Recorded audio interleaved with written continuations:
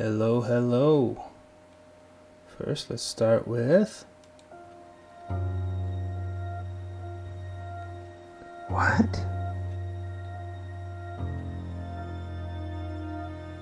What is he even doing?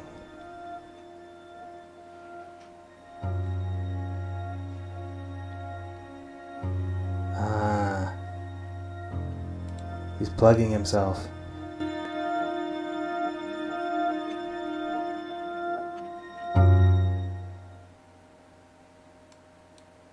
Look at that. That's what we call a shameless self-plug. Go team. Today I actually took notes. Legit. A few things that I want to talk about. I was driving with my wife today, and we had some really good conversations. And some of the stuff we talked about, not all of it. Excuse me. But it was really neat to... just the conversations. And so before I get into that though, I wanted to do a little bit of this. Let's see. Alright, so this is a project I'm working on, and as you can see, it's just 4 2x4s right now, but this is the first time I've ever laminated anything in wood. I've done a lot of lamination in granite when I was doing granite at the professionally, but I had never done any kind of lamination with wood. And so those edges I hand planed off. I don't have many tools. I don't have any clamps or anything like that. And so I hand planed those edges, and then I glued it together.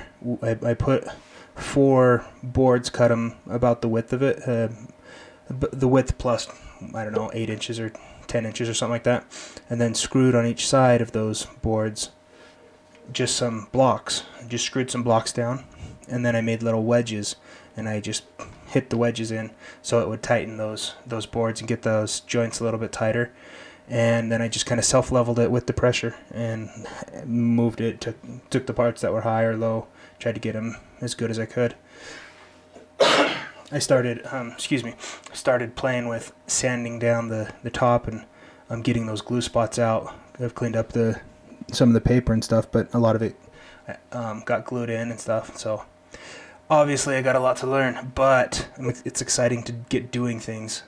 Exciting to see stuff that I haven't seen, and so that's or do stuff I haven't done before, and that's always fun. So I'll give you more updates. When I'm done with the project, I'll probably... Oh, there's me pushing buttons. I'll probably make a entire... what do you call it? A video on it and make it a little bit more... excuse me. A little bit better quality. Moving on to the next thing. Let me see. I'm not very good at switching images on the fly. I don't know exactly the right steps and buttons to push, but we'll look at some of my kids. Just some proud dad moments. So this here is my son, and I've been trying to read to him more lately. It was interesting. I sent an email to Owen's mom when she was being attacked by the SPLC, and I just said, hey, like, give a bit of encouragement and asked if there's anything we could do to help, and she was really polite, and she gave me, I don't know, we just got talking, and she gave me advice on how to get my kids into reading and stuff, and they've really enjoyed it. I bought a few new books that I read when I was a kid and I had completely forgotten about, and I was super excited about it, so that was really fun to see. My son, this is me coming in and finding him just kind of reading on his own. Even his sisters, if I remember right, his sisters were there, and they probably propped him up. Hey Ricky, do this. Hey Ricky, do this. But I came in and he was just chilling like that, and so I got a couple pictures like that. So that was fun. And this terrible transition stage for me. And this is from. Oh, I got that one. Sideways? I don't even know how to rotate it. Well, I'm not going to play with it right now. But that's just me reading to Rebecca and Ricky. Chicka Chicka Boom Boom. That's a fun book. Goes through alphabet and that kind of stuff. Really sorry about the cough. I'm gonna have it for a while. It's one of the things that I got wrong with my lungs, but that's life. C'est la vie. Let's see. Moving on to this. This was my son when he's got that's my desk where I work, doing my computer programming, and that's kind of fun. That's little Ricky, and he's wearing my glasses. Why not? Elisa is there too, giving us the stink eye. She's good at that one.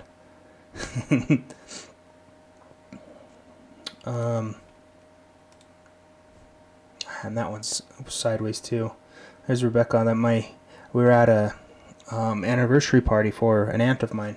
Her and her husband have been married for 50 years, and they live out in the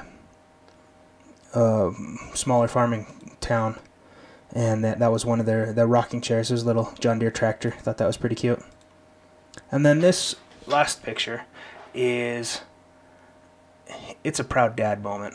Me and my wife I think we were in making dinner or something like that, and this is on Sunday afternoon, and I put up that sheet of metal as a board for, what do you call it, like a whiteboard type of a thing, and it's just a sheet of tin, I think, but I put it up on the wall, and I was planning on creating a job chart, and I just haven't gotten to making the actual job chart. I was going to do, what do you call it? Oh, here I am talking about it. Did I switch it? Okay, I switched it. But I was going to do, what do you call it? Permanent marker, Sharpie, and make like the columns and have like days or something. Have something figured out, but I just haven't taken the time to figure out exactly how I want that layout to be. But my kids, they take the initiative and they go through and make the job chart themselves. And let's see if I don't remember all of the stuff they did, but it was like, oh, I'll take care of helping Ricky with this. I'll take care of vacuuming the family room. I'll take care of mopping the floors, and I'll take care of cleaning the bathrooms and the toilets. And I think they got like everything that I would have thought of to put in a job chart. They had thought of like everything they could, and they even wanted to clean our room and stuff like that. And it's just like, hey, this is what we're gonna do, and we know you wanted to do a job chart, but we got this, and they were super excited. And it's just like, that's why it's one of those proud dad moments. It's like, yeah, kids, that's awesome. I love to see the initiative. I love to see when they get excited about helping out around the house, and they get excited about doing little things. It's an exciting thing. So, starting on that positive note, man, those are great kids. I've got the best kids in the world, guys. And I hope each of you who have kids feel that way. Because, as in one of my topics, which is actually the fourth down, but I'll start with that one because I'm talking about the kids. Why do kids get a bad rap? Whenever you talk about or listen to watch movies, hear friends talk, it seems like whenever anybody talks about kids, there's always a negative connotation with what the kids have and what's going on with the kids. And so it's one of those things where it's like sad to see that everybody has a bad opinion of kids, and it's not always a bad opinion, like, but the thing is, people are oftentimes like, oh, it's so tiring, and it's so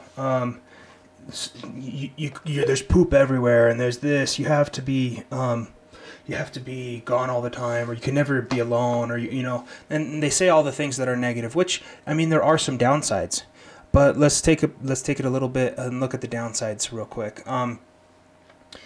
The sleep, especially with newborn kids. When you have a newborn baby, you do not get as much sleep as you're used to, typically, pretty much always, and that's hard to deal with.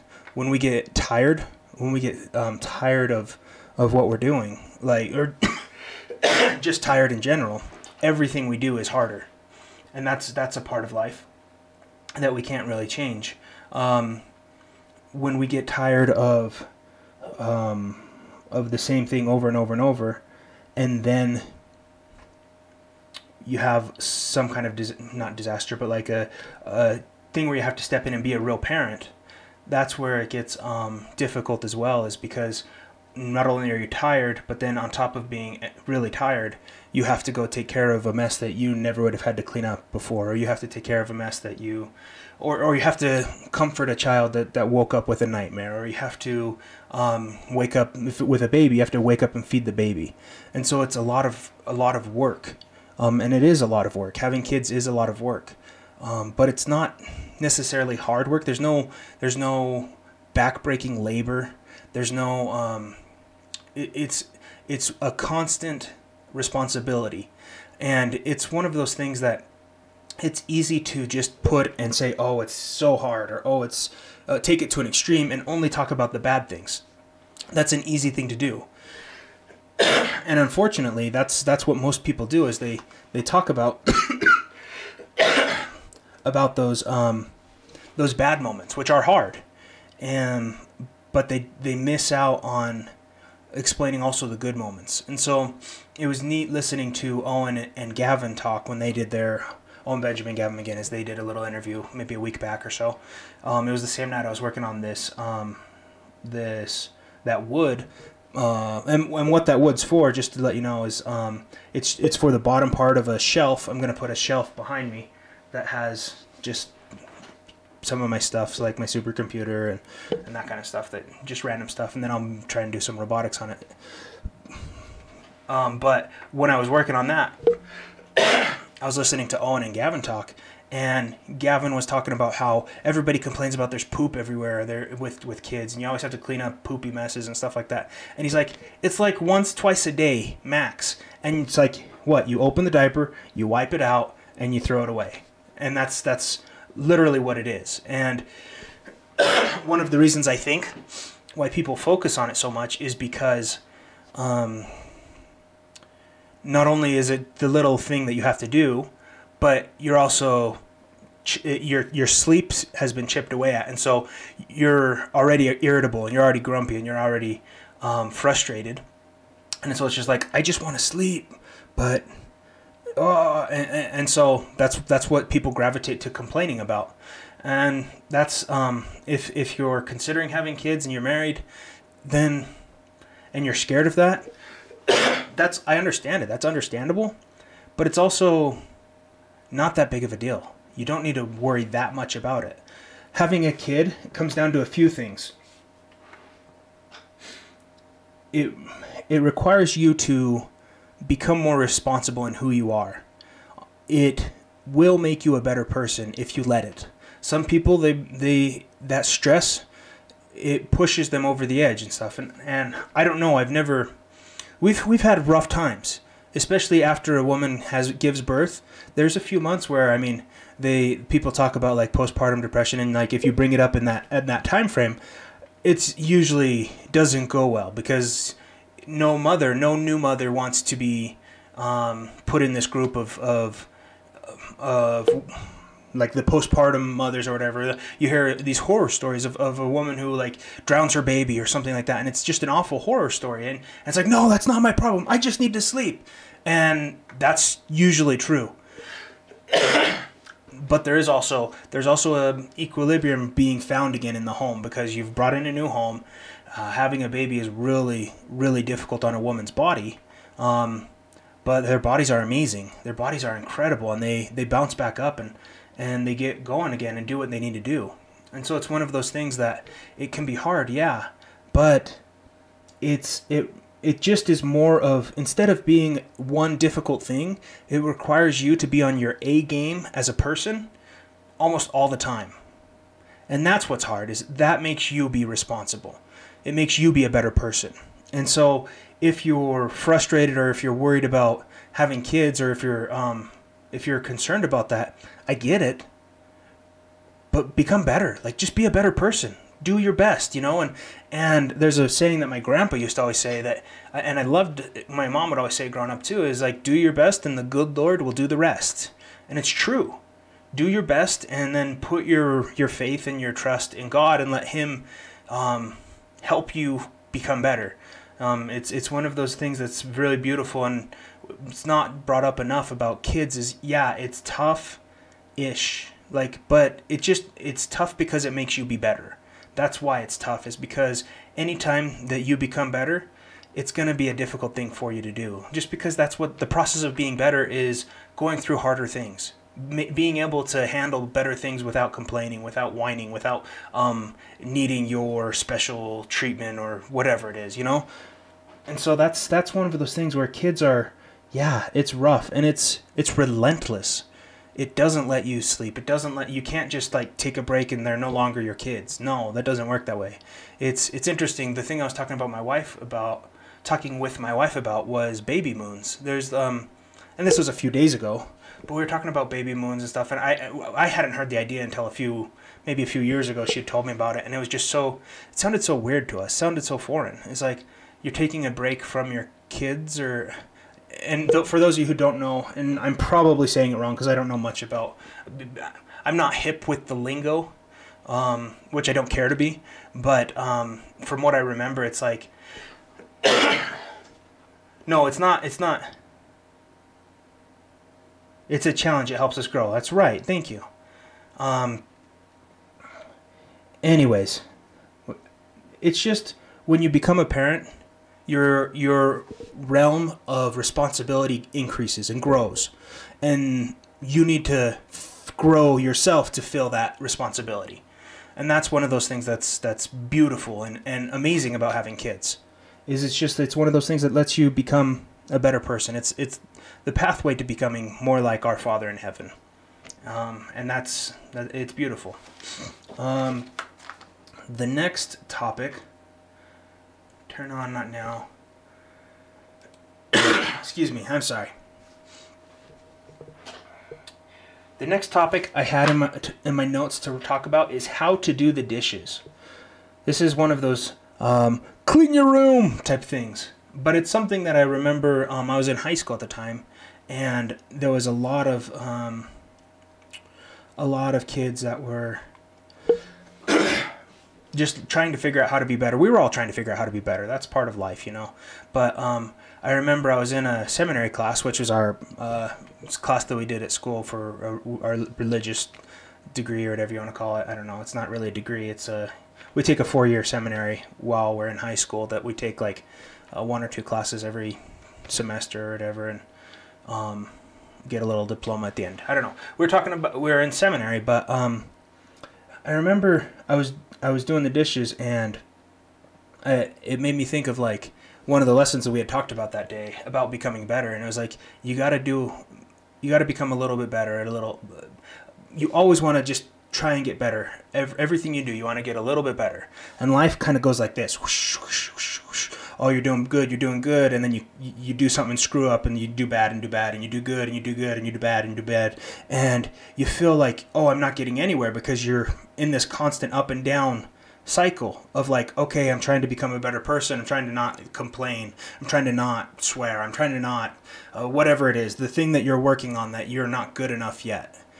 You're trying to do that, and you get doing good, and then you screw up and you drop. And the idea was, as you mess up and as you screw up and as you drop, figure it out that you're messing up faster. Figure out, okay, I've messed up. Let's turn it around and get going back up. Let's turn it around and get going back up. And so instead of looking like this, up and down and up and down and up and down, life kind of looks like this: up and then down. But you find out faster, and so you go up and then down and up and then down and up and then down. You know, and so there is a progression, a little a line upon line progression that grows, but it's not linear. It's constantly moving. You're constantly either getting better or worse. And the thing that I was thinking about doing the dishes with is like, the question is, what do I do to do better? You know, what do I do to do better? And it's like, well, growing up, I mean, there's 6 siblings, there's 6 kids in my family, and so we had a full house. You know that I don't think most of the time we didn't have a dishwasher, and one of the jobs that me and my brothers had to do, and my sister had to do, was us older kids was to do the dishes. And we'd have like a Sunday dinner where mom had cooked a big meal or whatever, and we just had piles of dishes, and it was always like, oh, and we'd always complain and we'd always whine, and, you know, just being kids. But one of the things that we figured out is if you start with the cups, and that's what I think my parents told us when we were little, or I had an older sibling told me, or whatever. You start with the cups, and this particular day when I made this connection, I was doing the dishes by myself, and I was like, start with the cups, and I had procrastinated starting the dishes for a long time.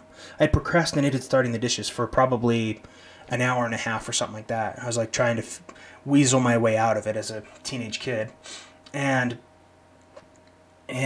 what I ended up doing was like, I was like, okay, well, I'm not going to do all the dishes right now, but I'll just start with the cups. And I started washing the cups, and the act of starting washing the cups got me to get doing something. It gave me a momentum in what I was in what I was doing. And with life, sometimes we procrastinate getting better. Sometimes we procrastinate becoming a better person or doing something better or getting rid of the bad stuff in our life. And we procrastinate. And so it's like, start with the cups. It's like, you got to start somewhere. Make it the cups. The cups are the easiest thing to clean. They don't get your dishwater dirty. They're just quick. And then they look like you're making a lot of progress because you can stack up these huge towers of cups where it's like these pyramids, and it's like kind of fun, you know, and so you start doing something, and it gives you a little bit of momentum, and you let that momentum work into your next thing. And so you get the cups done, and it's like, okay, that wasn't that bad. Cups are pretty easy. Oh, let's get these silverware done. And the silverware is a pain because it's like there's a ton of them, and you have to wash them individually, and if you've procrastinated like I had, you have to scrub them. You have to, like, the food's dried on it or whatever, you know, and so you got to scrub them. And so it's like, okay, well, let's just get going, and you've already got that momentum going, and that momentum helps you it helps you figure out sooner not to mess up. It helps you figure out sooner to turn yourself around when you are messing up. And momentum is a huge thing about life. It's a huge thing about a lot of different aspects in life. Is like, okay, let's get some momentum doing this, and then you can build on that. And I think that's one of the reasons why, like, Peterson was so popular with his whole clean your room thing, is because it's such a simple thing, but it's like it gives you a place to start. It gives you a place to start to make yourself better. And then you as a person can let that momentum push you into the next realm and push you into the next realm. And that's a powerful thing. The scriptures teach that we grow line upon line, precept upon precept. It's doctrinal. And it's super important to start somewhere and then just grow little by little. And so that was my thought on doing the dishes.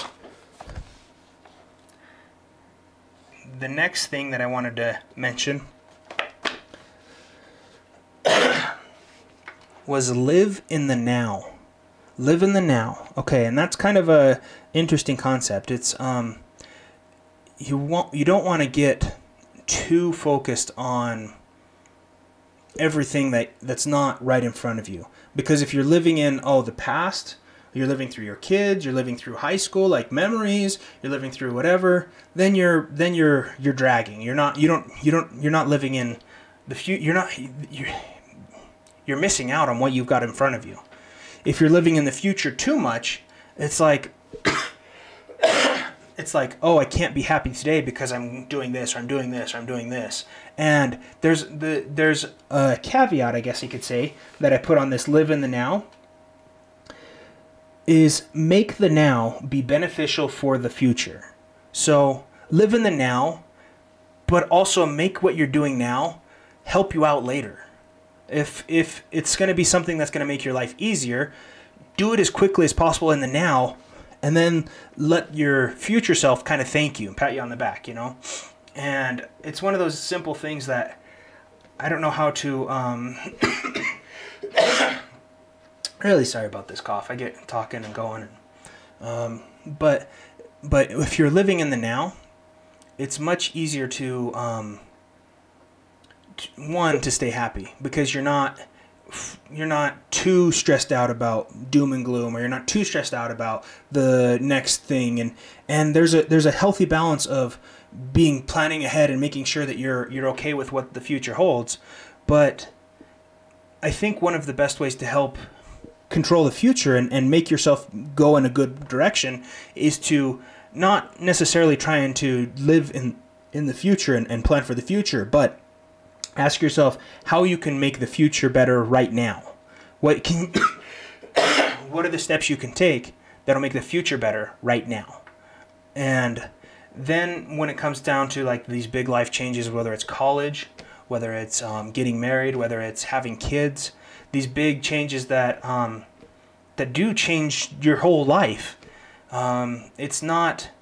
You're not stressing about something you can't control right now, but instead you're preparing for college. You're doing stuff to get, and whether you want to go to college or not, I'm not saying what to do in that sense, but make it so that you're preparing now. Do what you can right now that's going to make the future better, instead of being like, oh, I need to save this much money for the future. I need to save this much of this for the future. I need to do this for the future.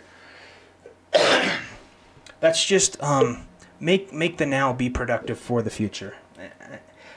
It's a subtle thing, I think, but I think that there's a value there. There's a value there in not being too, not having your feet under you. Keep your feet under you so that you can take steps forward. Owning your own assumptions. This is something that me and my wife were talking about today, and we went down to the hospital an hour south of here for an appointment, and we got through this appointment. We got ready to do an operation on Friday, and then after that, as we were setting up and doing like getting ready for labs for the operation, it was one of those things that was there was this assistant lady that was really thorough. And she was like, "You're not your insurance isn't in this network. Like, we're not in your insurance's network." And I had no idea. The specialist that had referred us, he was in our network, but he referred us to someone outside of the network. I haven't done much with medical stuff, and I didn't know that I should have probably checked to make sure that this specific surgeon was in our network and then this hospital was in our network, but they weren't. And we had done a lot of like the prep stuff to have an operation, but we didn't. They weren't even in our network, which, I mean, we can still do, but it would cost thousands of dollars more, just because instead of being insurance paying for 90% of it, it pays for 80% of it or something like that. I don't remember exactly the details, but it's just one of those things where there was a lady who, she was being thorough with her job and going through the the pre-steps before they started doing labs and stuff like that. And she's like, "Hey, she's like, I'm sorry, I've got to make some phone calls." And she took 20 minutes, 30 minutes to figure out and track down the insurance, and figure out exactly if we were in the network, and we weren't. And so her being thorough saved us thousands of dollars. But we had made an assumption of, the specialist was in the network, so they're gonna refer us to somebody in the network. And it wasn't correct. That's kind of an extreme example of it. But it's one of those things that we do it all the time. We do it with the people we talk to. Like, you walk down the street and somebody looks at you funny, and you think, "Oh, that person's got something to say. That person wants to," I don't know, whatever it is. You have some kind of a something wrong that pushes you to that. You make an assumption, and it's like, well, you don't know what that person's going through. You don't know if they've just had terrible news about like a kid, or who knows, they just bombed a test, or they just got fired or whatever, or maybe nothing. Maybe they do have something against you and they're just looking at you, giving you the stink eye. And it's like, maybe, you don't know. But you really need to figure out where the assumptions you make are, and then own them. Say, okay, I made this assumption, and then question yourself, like, is that a valid assumption? Sometimes it is, and sometimes it isn't. You see this a lot with in marriage, where a good chunk of the time, if you get in fights with your wife, a good chunk of the time when you get in fights, I would guess, is because one of you has one assumption and the other has a different assumption, and you're not even fighting about the same thing. That's why Owen's joke about the blanket and the it's cold is so funny. It's because the wife's like, it's cold, and the husband's like, yeah, I know. And they're both like having this conversation, making assumptions about what the other person's thinking. And it's so in front of us every day. You see it with your friends, you see it with your family, you see it with big things like insurance. You see it everywhere. And so it's very important to be aware of what assumptions you've made and be careful that you're owning them. You are the one responsible for an assumption you make.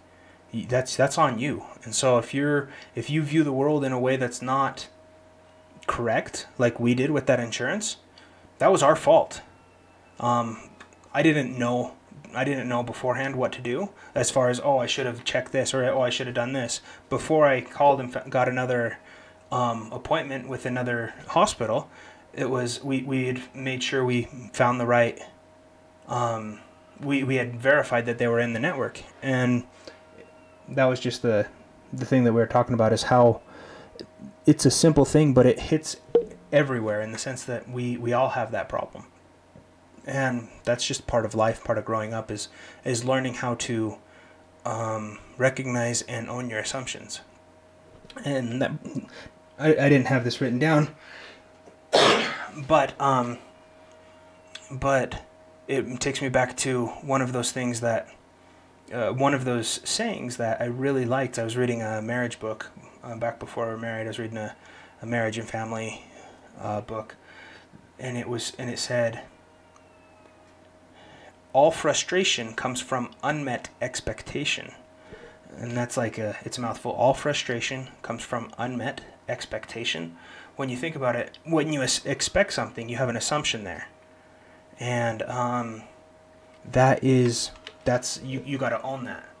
Let me message. I don't know if you can hear my son. He's not too happy right now. And I might be cutting this short and going and helping him out. Let me message my wife real quick. If you guys use Slack, it's a great tool.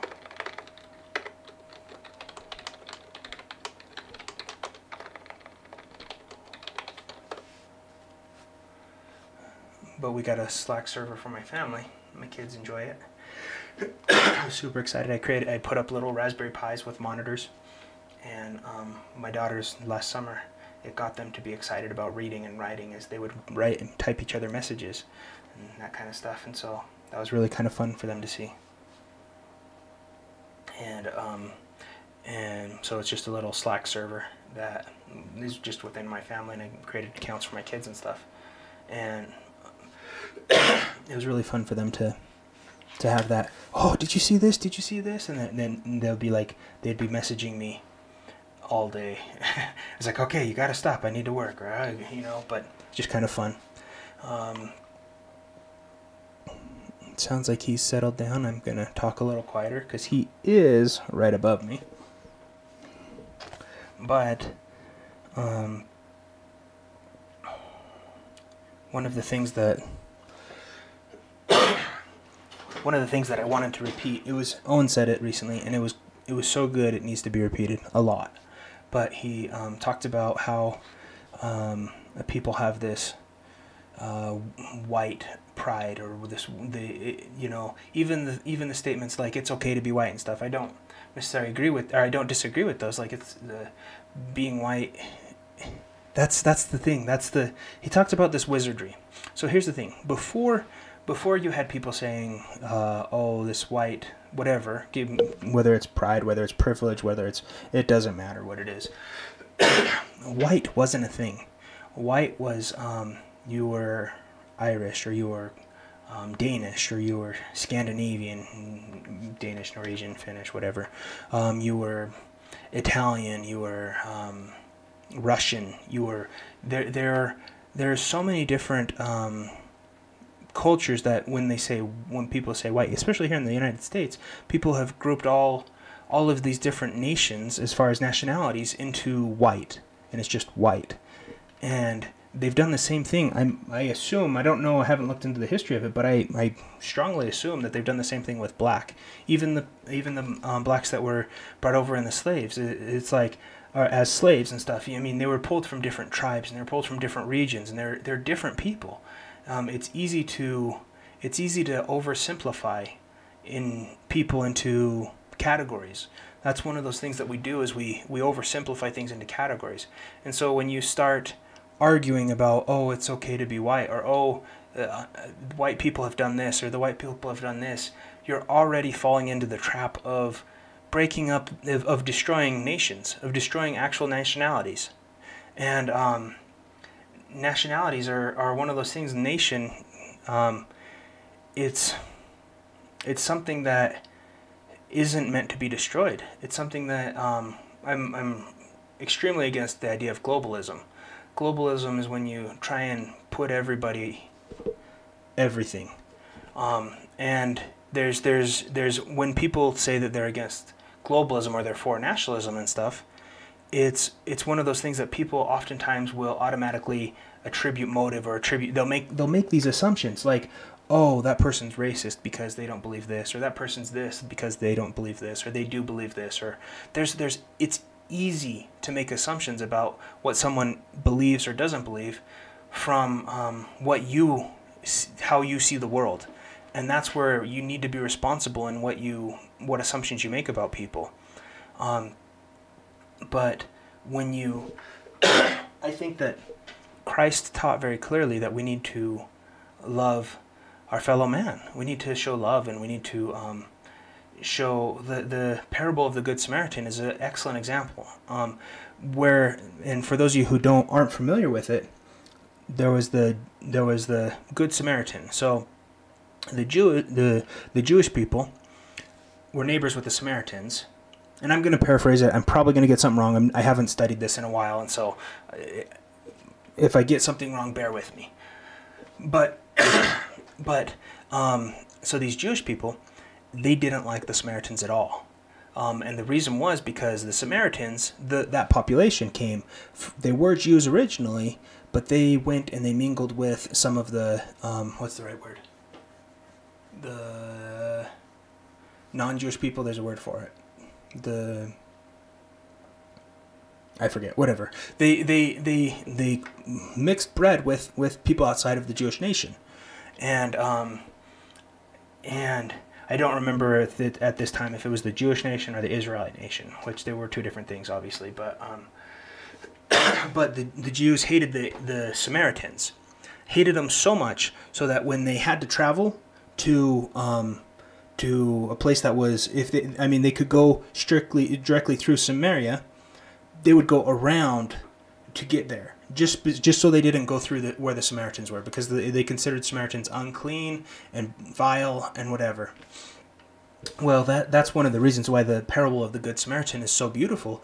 Is you have this Jewish guy who's traveling this road, and he gets jumped, and he gets mugged, and he gets left for dead. Well, while he crawls back up to the road, and he's bleeding to death and dying, basically, you have a Levite, and the Levites were the ones who kind of held the purse strings for the people. They were kind of like, I'm probably saying it wrong, but they were kind of like monks that they were devoted to. They weren't.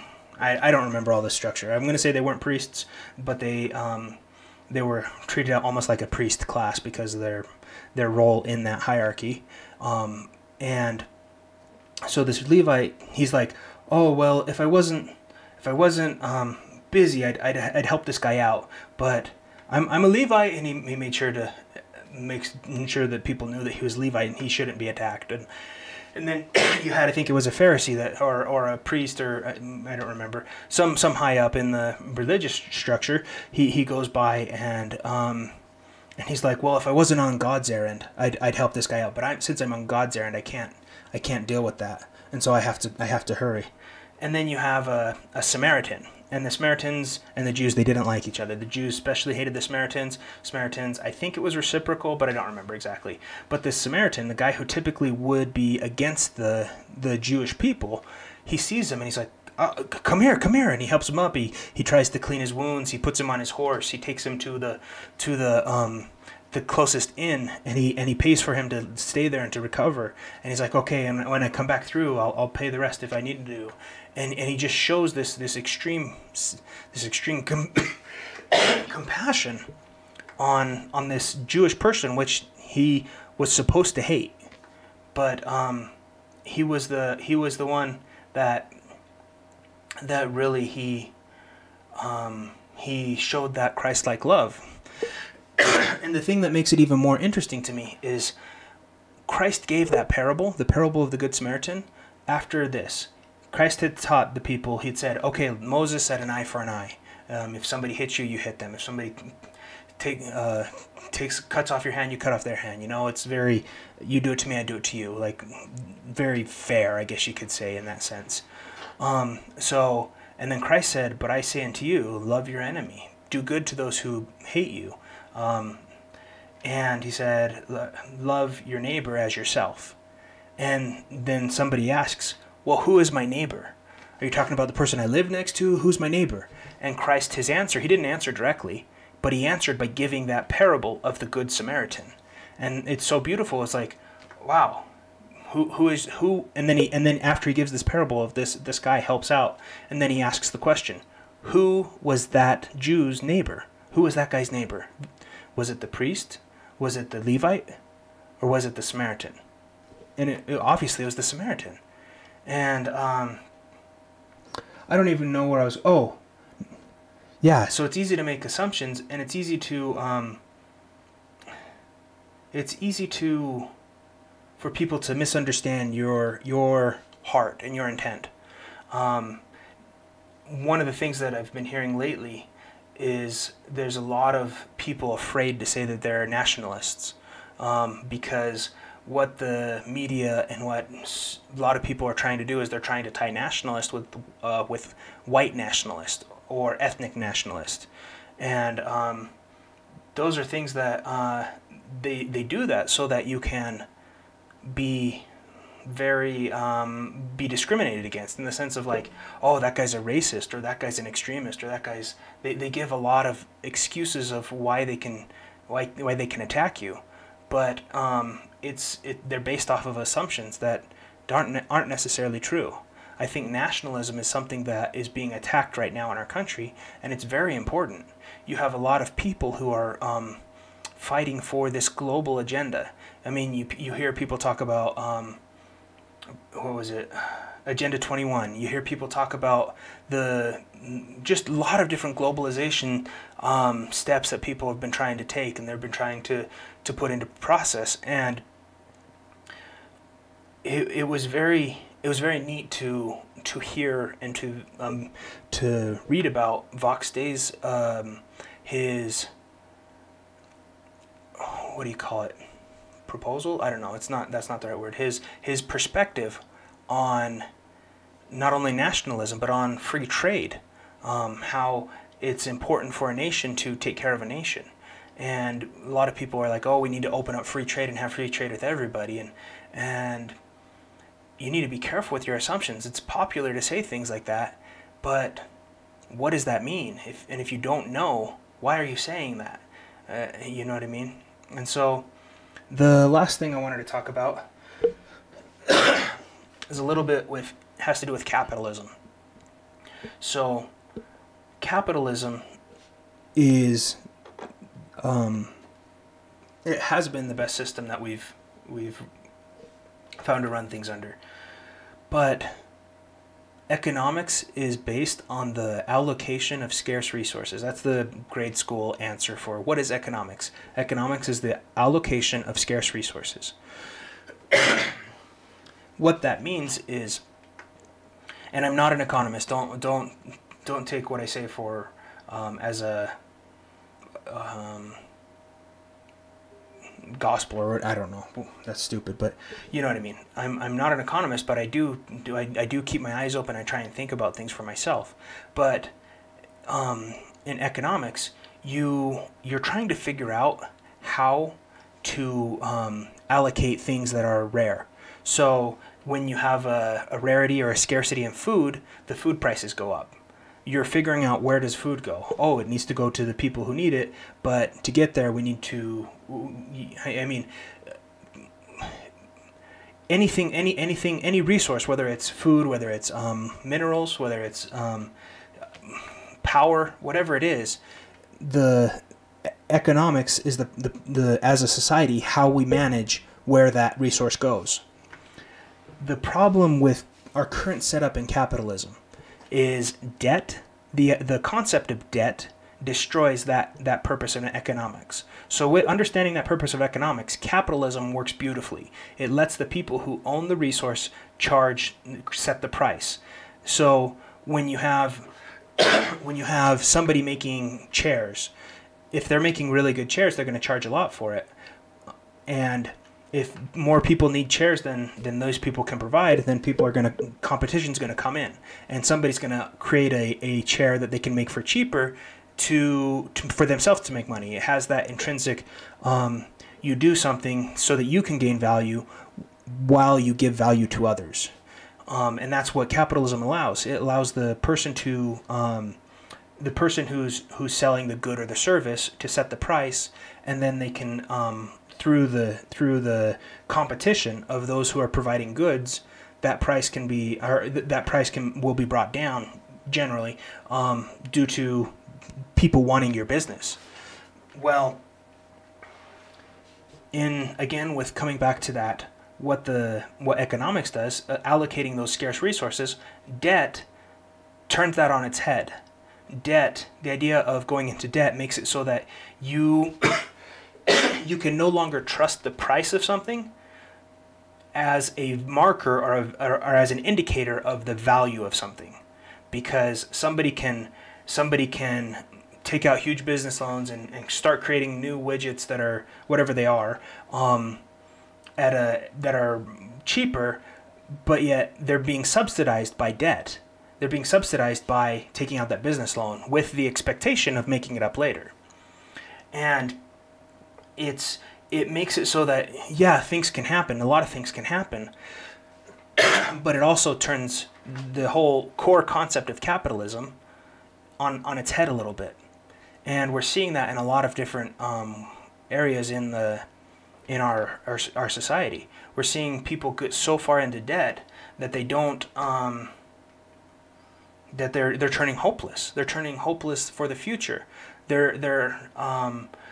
Debt is one of those things that it's as if you were to carry a backpack around wherever you go, and the more debt you get into, the more needless weight people are putting on your backpack. And so it slows whatever you're doing down. It makes it harder. And there are cases where it can make it easier and cases where it can be beneficial. But in a general way, that debt also makes it so that we can't allocate our scarce resources absolutely correctly. Because that's why people go into debt, is to get a resource that they wouldn't normally have access to, because it's outside of the realm of their capacity. And people make a lot of money by putting other people in debt, and that's one of the reasons why in early Christianity and through the Christian nations there was usury laws, that you weren't allowed to charge usury, which it's interesting. And what that means, unless I'm getting my words mixed up, which is very possible, but if I remember right, what usury is basically charging interest. When you borrow something, you're supposed to give it back, and there's allowing the ability to have debt, allowing the ability to charge interest. It really opens up a lot of potential. It opens up a lot of markets. It opens up a lot of things. But on the same token, you have to take the good with the bad. It also turns a lot of things. It destabilizes a lot of things, and it makes it so that it makes it so that the economic system is destabilized in itself. And if we don't have the self-control as a nation, as individuals within the nation, to keep our debt under control, then the economy will collapse because of it, because of that debt. That same principle applies to the government. The government is, as it spends and gets bloated and bloated and bloated, it's ruining our way of life. And this is one of those things where, we're, as individuals, we're not going to be able to change the government. But if we can change the culture, if we can change the perspective on debt, a lot of people think that debt is a great thing. Oh, my credit score. They cheer about their credit scores. They cheer about this. It's like, no, that's stupid. That's okay. You can borrow more money. Good on you. But what does that help you? You can put more rocks in your backpack. You're adding extra pouches on your backpack. Let's put on a fanny pack too. And then you can ride around on your rollerblades. Man, it's just, we got to be very careful with our assumptions of what we're doing. Don't let the common idea that it's normal to go into debt for this and for that and for this and for, oh, you got to go into debt for a washing machine, you got to get financing for this, and you got to get financing for remodeling your house and stuff like that. Live within your means. If you can't afford it, wait. You'll be fine. Life is, you don't have to have the latest and greatest. Life goes on. And it's interesting, especially with me. I work in the technology field, and a lot of the people I work with, and a lot of, a lot of the people I work with, they're really obsessed with having the newest phone and the newest cars and the newest things, and it's just like, okay, whatever. If that's what you want, that's fine. I don't care, but that doesn't make me respect you anymore. That doesn't make me think any better of you. In fact, it kind of does the opposite. And I'm not going to go around judging people for like, oh, you're doing this and you're a bad person. That's not my place, and it's not, neither is that a good attitude. But just be wary. Just be, okay, well, I don't need that. I'm okay. And that's my 2 cents on that.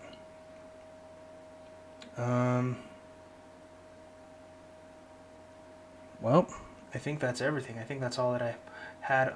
I covered all my notes that I wanted to talk about. You guys rock the party, I think. Unless anybody's got any questions. We're good? See you, everybody.